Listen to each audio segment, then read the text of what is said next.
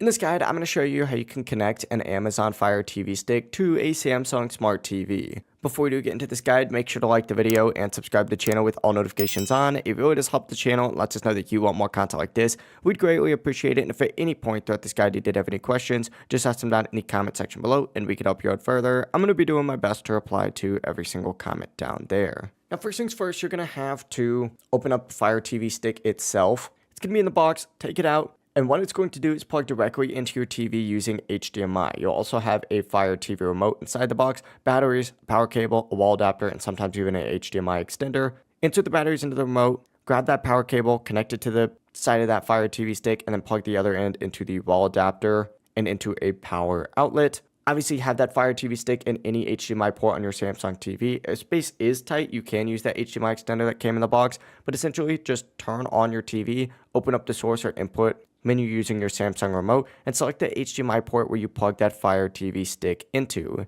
After doing that, you'll see the Fire TV setup appear on screen, and you're just going to want to complete the setup process. To do this, hit the play or pause button on your remote to begin the setup, choose your language, sign into your Amazon account, and after signing in, it's going to download a few updates and restart. Don't worry, this is completely normal, and it happens during the first setup. But from here, you're going to be ready to use your Fire TV stick. As soon as that setup's complete, you'll be in the home screen and you can download apps, open apps, start new ones, or start streaming right away. But that is it. If you guys did have any questions, just ask them down in the comment section below and we can help you out further. I'm going to be doing my best to reply to every single comment down there. Before you do leave this guide, make sure to like the video and subscribe to the channel with all notifications on. It really does help the channel and lets us know that you want more content like this. We'd greatly appreciate it. Have a great rest of your day though. Peace.